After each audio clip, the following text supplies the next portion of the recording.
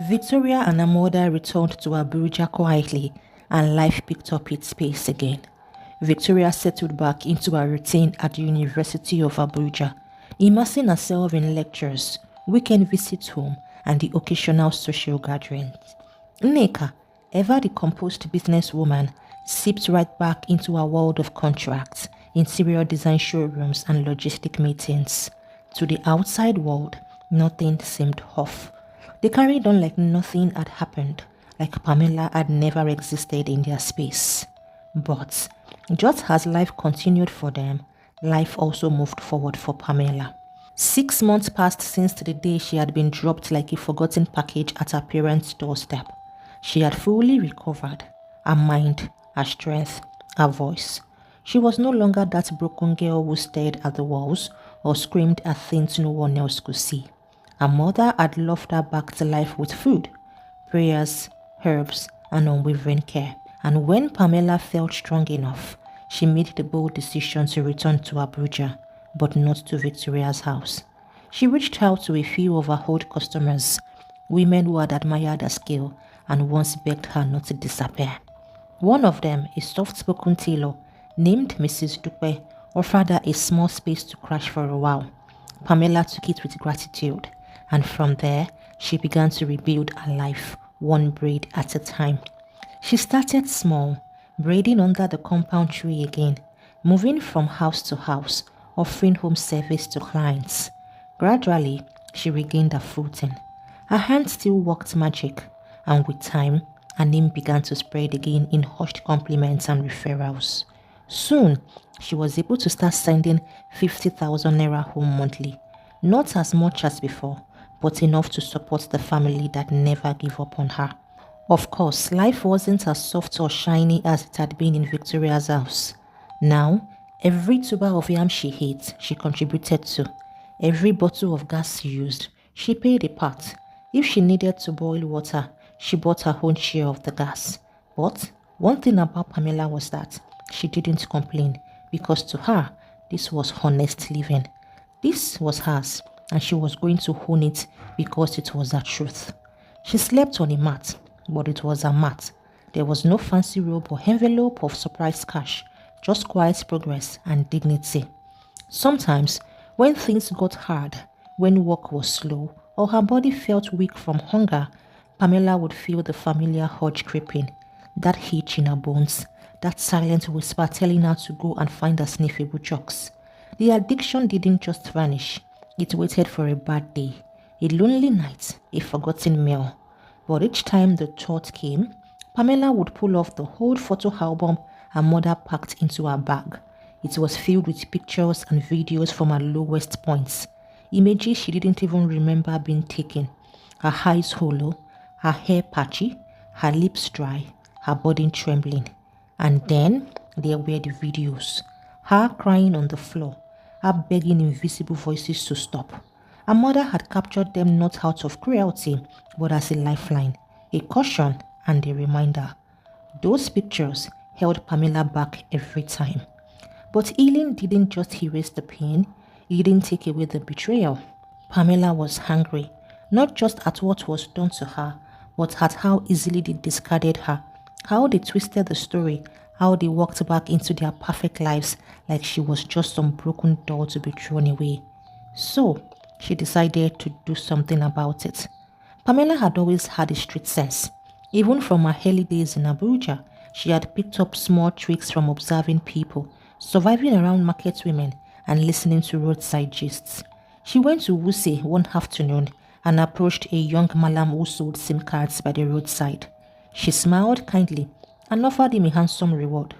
All she needed was for him to register a SIM card in his name but hand it over to her. The man agreed, and within minutes, the process was swift and quiet. With that new line in her pocket and a burning ache in her chest, Pamela began to plan. She wasn't going to fight Ineka with fists or noise. No, that would be foolish. She would take her time, just like Ineka took hers. This wasn't going to be rage, it would be calculated, quiet, and effective. With the SIM card active and a plan brewing, Pamela crafted a new identity and began the first step of her revenge. She sent a message to Nneka, calm, flirtatious, and mysterious.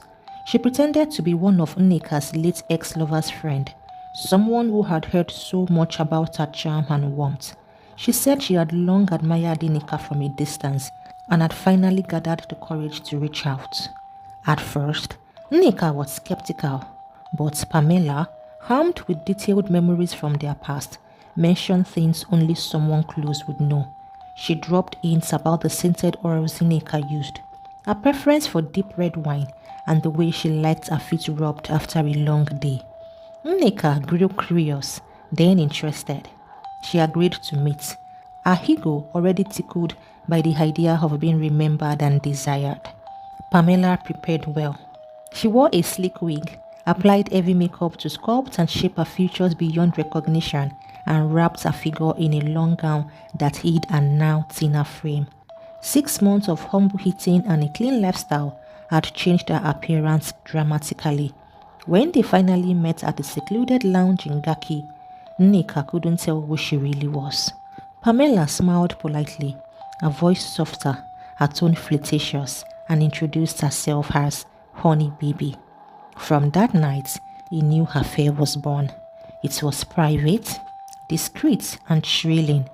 They began to meet in a dark rented room in a quiet part of town, an abandoned upper room of a store converted into a single secret hideout. Pamela always arrived first, fresh, bathed, glowing in scented oils, her eyes dark and inviting. She would wait silently in the dim room, the curtains swaying gently with the fan's breeze. When Nneka arrived, they wouldn't speak much. They would simply melt into each other, their silence louder than words. For Pamela, every shadowy meeting deepened her control. The secret location made the intimacy feel forbidding, wild, exactly the way Nneka liked it. Soon, Nneka began to shower Honey Baby with lavish attention. Transfers in 6 figures became regular. New handbags, wristwatches, and perfumed appeared weekly. And just like she once did with the real Pamela, Nneka introduced her new lover to sniffable chocks again. One night, she pulled out a small sachet and said, "You haven't lived until you've tried this. It makes everywhere hotter." But unknown to Nneka, Pamela, now Honey Baby, was ready. She smiled and said she was tired of sniffing. She wanted something bigger, something new, something that could be eaten or taken in tablet form, something more discreet. "I'm a married woman now, remember? I can't afford to smell or leave traces," she lied, keeping her face cool and seductive. Nneka, always eager to please and drawn to danger, pulled strings and got her access to edibles and dissolvable tablets, stronger versions meant to heighten desire. Pamela took them with a graceful kiss, praised her with pet names, and carried the stash home. Except she never used them. Instead, she found herself harmless lookalikes, chalk-shaped candies, colored vitamin tablets, and sweeteners shaped like the real thing. Whenever they met, she would chew or dissolve the fake pills into her drink, mourning at the effect, pretending to feel the wave of rush Nneka expected. Her eyes would flutter, her body would move in rhythm, and Nneka would believe she had unlocked yet another level of passion in her mysterious Honey Baby. But what she didn't know was that the real Pamela had returned, stronger, sharper, and burning with the quiet fire for justice. Each meeting, each lie, each fake dose was part of a bigger plan, and she was just getting started. One sultry evening, as they lay tangled beneath thin sheets in their secret hideout, Nneka turned to Pamela with a smile that only came after passion. She stroked her arm lazily and whispered, "My daughter, Victoria, she's getting married in 4 months." Her voice was proud, soft with nostalgia. "You should come as my special guest." Pamela paused, her face unreadable for a moment. Then she smiled, sweet and grateful. "I would love to," she replied. "It would be an honor." Her voice was calm, but inside, her heart was racing. This was it, the final piece of her plan clicking into place. The affair continued as the days went by, but Pamela began to shift the dynamic. She suggested that they should start removing the darkness. "Let's turn on the lights," she said one evening, gently stroking Ineka's cheeks. "I trust you now. I want to see you." Ineka, the ever-risky lover, agreed without thinking twice. Then, Pamela added another suggestion, playful and coy. "Let's start wearing beauty masks during our time together. It heightens the experience, like role play," she said. Nneka, flattered and enticed, agreed once more. Now, Nneka was smart, and Pamela knew that. Each time they met, both their phones were dropped off at the gate with the security man. Nneka even had the guards check Pamela's pulse and body for anything suspicious. But Pamela, who was once beaten and twice shy, had anticipated all this. She never needed a phone. She knew that such a thing was going to happen with Nneka, so she devised another plan. Hidden within the compact mirror of her powder that she always carried around in her makeup bag was a tiny, near-invisible lens, a secret camera she had planted herself and mastered how to position perfectly. She took her time, gathering hours and hours of footages of Nneka undressing, mourning, whispering, laughing as she handed Pamela pills to chew or dissolve. What Nneka never knew was that, once again, Pamela never took those drugs. Instead, every time she stepped into the bathroom or went to freshen up, Pamela would quickly and quietly sprinkle those same substances into Nneka's water, wine, or evening snack. What Nneka thought made her lovers wild was the very thing slowly clouding her own thoughts and loosening her tongue. As the wedding approached, Abuja burst with excitement. Nneka spared no expenses, gold-plated invitations, a bridal shower hosted at a private resort, designer dresses for the bride, and a guest list that included commissioners, CEOs, and socialites. Pamela stayed low. She had the perfect dress made already. It was simple, classy, and in no way memorable. Her makeup on the wedding day was very, very heavy and sculptured to hide her real identity, which made her very unrecognizable.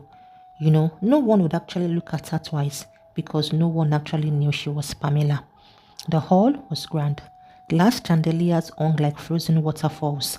The groomsmen marched in crisp white agbadas, and Victoria shone in her beaded ivory gown. Nneka walked with pride, greeting guests with her practiced laugh and polished smile. Everything seemed perfect until the MC took the stage. "Ladies and gentlemen," he said, beaming, "we have someone special in the house. She reached out to us privately and she wants to play a short video to celebrate our beautiful bride's mother, Madam Nneka, to appreciate all the love and sweetness you've shown her." The crowd clapped, howled, and cheered. Phones were already out, ready to record the touching moments. The hall dimmed slightly as the screen lit up.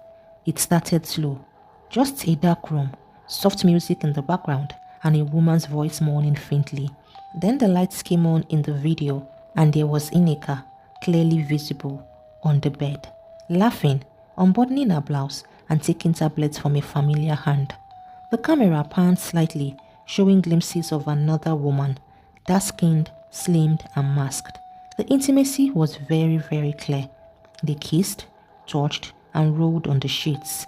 Another clip showed Nneka saying, "I've never felt this way with another woman. With anyone else, you drive me so wild."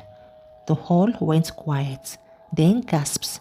Victoria stood frozen, a bouquet trembling in her hands. People began to murmur. Someone screamed, a woman fainted. And then, Nneka, standing by the high table, slowly collapsed into her seat, her face pale as death.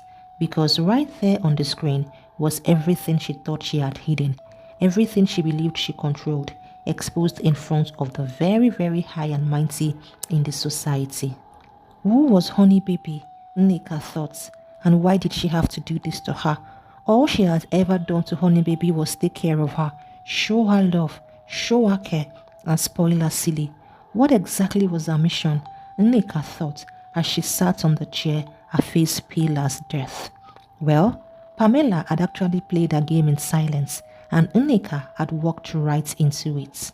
Unknown to Nneka, Pamela had been smarter, much smarter than anyone gave her credit for. Each time she visited the secret hideout, she always came prepared. Sometimes, hidden inside a smoothie bottle, tucked in a Ziploc bag, was the same tiny waterproof spy camera she sometimes hid under the mirror of her powder in her makeup bag. Pamela always arrived first, just as they had agreed. Unknown to Nneka, the moment Pamela entered the room, she would switch off the lights, unscrew the bottle, slip out the camera, and place it carefully in a corner, usually behind the curtains or on the edge of the bookshelf. She would turn the lights back on and hit record the moment she heard Nneka's knock on the door. The videos captured everything: the intimacy, the drugs, the confession, the vulnerable months. Pamela collected them like evidence in a courtroom, building her case slowly, silently, but with a deadly precision. Back at the wedding, the crowd sat in stunned disbelief as the video continued playing. Some covered their mouths, others shook their heads in disgust. What they thought would be a heartwarming tribute to a respected mother turned into a scandalous unveiling of Nneka's darkest secrets. And just when the hall could barely take it anymore, phones across the room began buzzing. Pamela had sent the video to all of Nneka's phone contacts: clients, church group members, business partners, high-ranking associates. Every one of them received it. One by one, they opened the video. Screens lit up, gasps echoed, and the hall descended into chaos. Nneka's mouth was wide open, and her hands trembled. She reached for her phone and dialed Honey Baby's number, her fingers shaking as she pressed the call button. The line rang once, then a voice answered, calm, mocking, familiar. Hi, Nneka. You just got played at your hand game. This is Pamela. Good day. And the call ended. Nneka froze. It all hit her at once. Honey Baby wasn't just some mysterious woman from her past. It was Pamela. The same Pamela she had groomed, discarded, and destroyed. She had come back, but not as a beggar. She returned as vengeance wrapped in lipstick and poised. In a panic, Nneka leveraged every connection she had. She called the commissioner of police, a friend in DSS, and even a private investigator. They traced the phone number, only to discover it was registered to a Hausa man who sold SIM cards near Wuse. When the man was brought in for questioning, he simply shrugged and said, "She pay me well. I no sabi her real name, I just give am SIM." Dead end. Over the next few weeks, Nneka tried to live normally, but nothing was normal anymore. Her face was everywhere, on blogs, WhatsApp groups, even Twitter threads. Her business partners pulled out. Clients refused to associate with her. She lost endorsements. Her staff resigned. Her house became cold and silent. The shame ate her alive. 3 times she tried to end it all. 3 separate occasions, she locked herself in her room with a bottle of pills or a sharp blade. But Victoria was always there. Each time, just in time. The girl who once defended her mother blindly now stayed, not out of pride, but out of pity. She would sit by the bedside and whisper, "Mommy, I'm here. You still have me." As the days went by, Nneka stopped trying to take her life after the 3rd attempt, but she lost everything else. She lost her name, she lost her dignity, she lost her business, and the circle of friends who once praised her. She lived in the ruins of her own empire, a queen who played with fire and got burned by the very flame she sparked. And Pamela, she disappeared. Her face, her name, her saint vanished from Abuja, but her legacy remained, not as a victim, but as a quiet storm that came, exposed, and walked away. Because sometimes the sweetest revenge is often served silently, with a sweet and a warm smile. Thank you for listening. Till I come your way again with another true life story wrapped as a tale. Bye.